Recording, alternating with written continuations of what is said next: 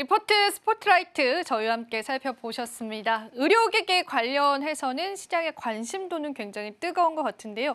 이사님께서는 또 이 산업에 관해서 고인지 홀드일지 스탑일지 어떤 의견이실까요, 이사님? 일단은 홀드가 중립이라면은 홀드 의견 드려야 될 것 같아요. 좀 멈춰서 보자. 왜요? 아니요, 그 멈춰서 보자라기보다는 딱 가는 이게 고냐 스톱이냐 명확하게 해야 되는데 그 개인적으로 이제 종목들 다 훑어봤거든요.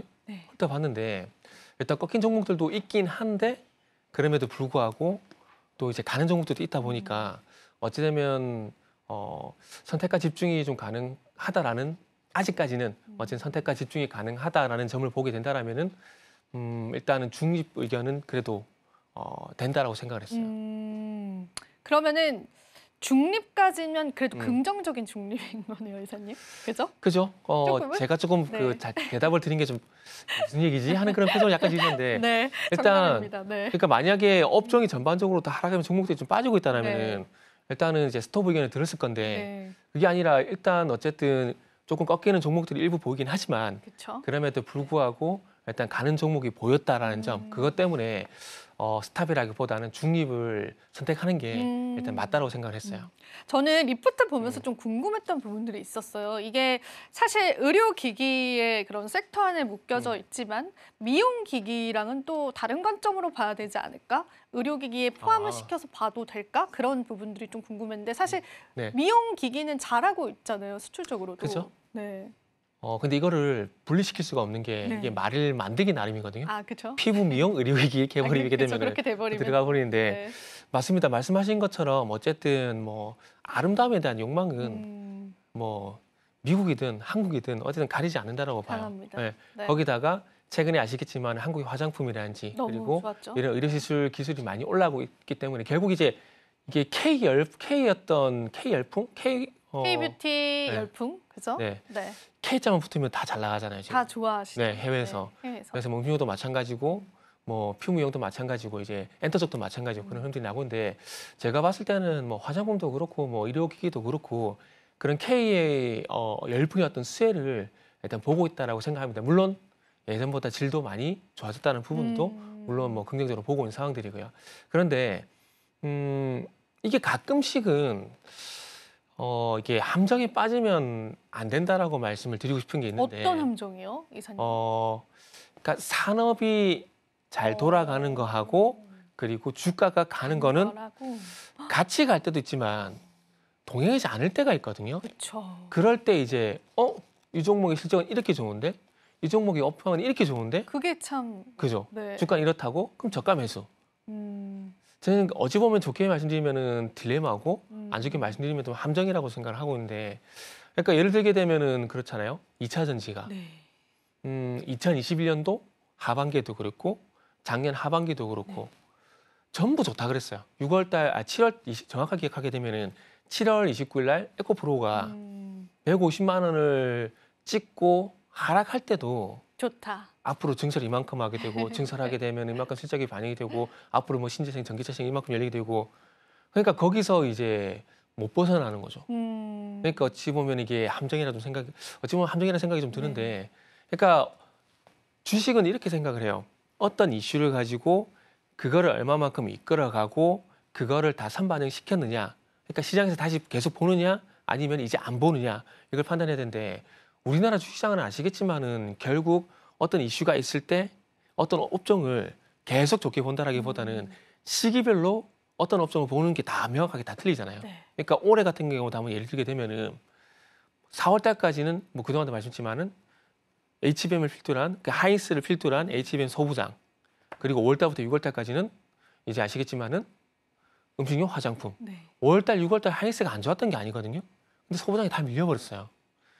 이걸 어떻게 그러니까 만약에 조금 전에 말씀드렸듯이 정말 업황이 좋은데 정말 실적이 좋은데 여기에 이제 빠져 계시면은 시장에서는 순환매가 발생이 되고 있는데 그거를 인정을 안 하게 된다는 거예요. 그게 항상 저는 투자할 때 우리 투자자분들이 어려운 것 같아요. 사실 리포트를 볼 때도 사업적으로 좋은 기업은 너무나 많습니다. 근데 그게 주가에 반영이 안 돼요. 그렇다고 우리가 무조건 테마주만 계속 쫓아간다면 손실폭 리스크도 커지잖아요.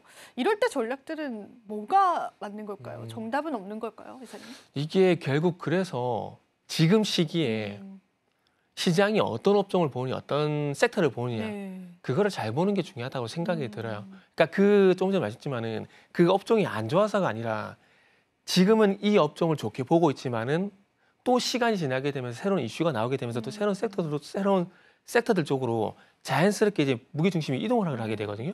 그러니까 예를 들게 되면은 지금 바이오를 한번 예를 들어 볼게요. 7, 8, 9, 10 잘 가다가 7월 달에 꺾였어요. 네. 그런데 뭐 물론 제 생각이긴 하지만은 저는 개인적으로 4월 달까지 반도체, 6월 달까지 음식료 화장품, 그 10월 달까지 바이오 이렇게 해서 끝이 났다고 생각을 하고 있거든요. 그런데 지금 뭐 대표적으로 알테오전을 예를 들게 되면은 알테오전이 앞으로 들어오면 기술 수출이 얼마고 그런 것들이 실적에 반영되지 않았고 이런 숫자들이 반영되게 되면은 이 종목의 시가총액이 얼마가 돼야 되고 이게 틀렸다라는 게 아닙니다. 틀렸다라는 게 아니에요. 근데 이런 것들을 모르는 사람이 거의 없어요. 네. 그죠?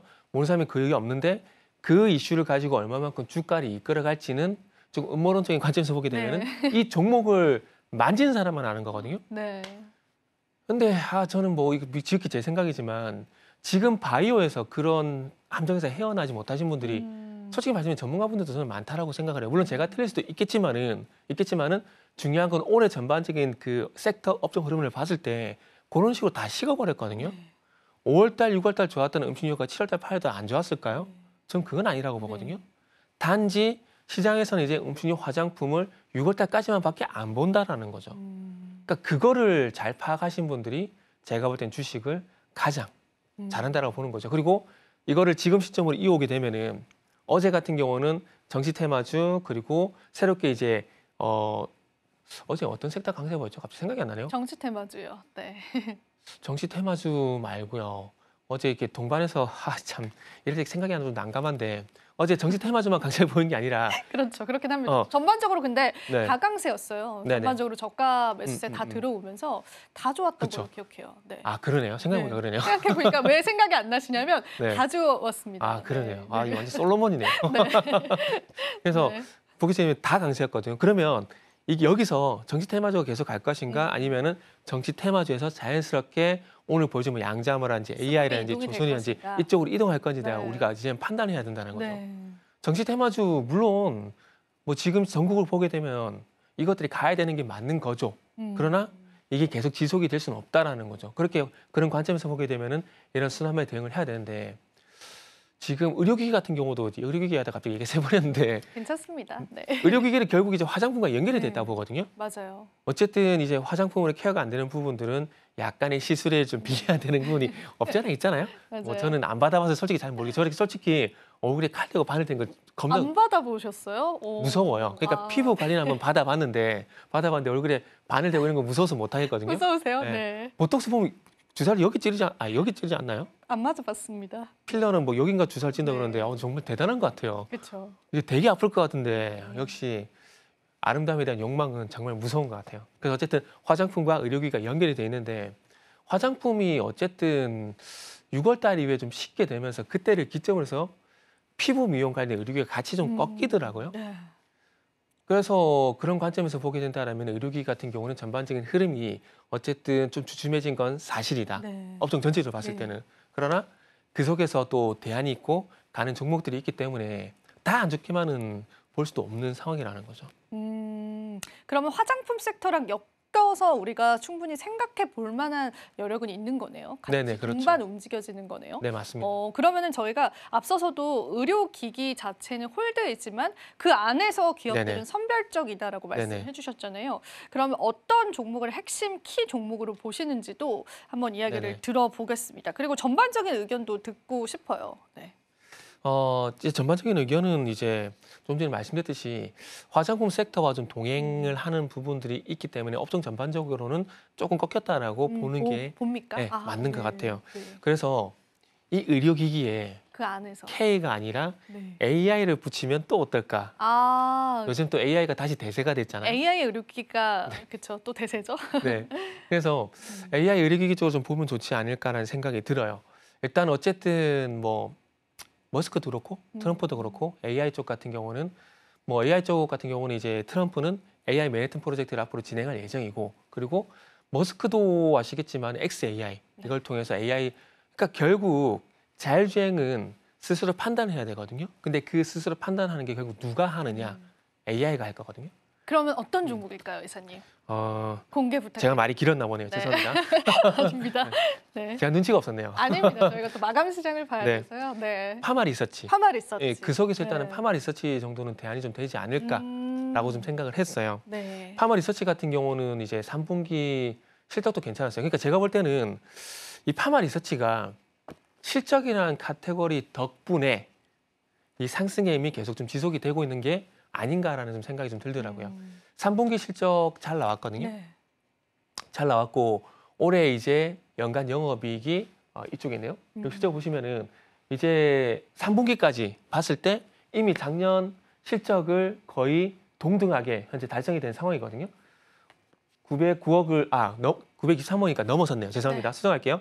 그 900선 넘어섰거든요. 그런데 올해 어쨌든 1,000억을 넘을 가능성이기 때문에 지금 그래프를 보게 되면 2018년부터 깨전이 꾸준히 계속 가고 있습니다. 영업이익률이 30% 이상 계속 나오게 되면서, 그래서 아마 네. 이런 탄력구에서 상승으로 가고 있고, 그리고 이제 해외 쪽에 이제 신규 폼워커가 많이 네. 받았거든요. 그래서 그런 부분들이 네. 모멘텀 되는 것 같아요. 일단 영업이익률 굉장히 급격하게 성장성 나타내는 것 같은데 네네. 어떻게 좀 바라볼까요, 이사님? 과거에 이렇게 같은 종목들을 찾아보시면 돼요. 그게 뭐가 있냐면은 LG 생활건강 연 15%의 안정적인 상장을 계속 진행하고 있다. 그리고 가장 최근에는 이제 JYP 엔터테인먼트 2023년 상반기까지 상승이 갔다 좀 꺾인 건 상당히 많이 좀 아쉬운데, 그 전까지는 어쨌든 이 방금 보여드렸던 파마 리서치처럼 연간 계속해서 안정적인 우상향을 했다라는 점들이 일단 상승 동력이 좀 되는 것 같아요. 그래서 중요한 건 결국 파마 리서치는 실적이 이끌고 있다. 그러면은 언제까지 시장이 이 실적에 주목을 할 것인가, 이 실적에 주목을 하게 되면서 이끌어줄 것인가, 그것만 잘 보시면은 파마 리서치에 대한 대응은 충분히 가능하다라고 생각을 하고 있습니다. 지금 바로 구독을 눌러보세요. 실시간 경제 뉴스, 투자 전문가들의 다양한 시황과 정확한 분석, 또 알찬 투자 정보까지 신뢰할 수 있는 저희 서울경제TV와 함께하세요.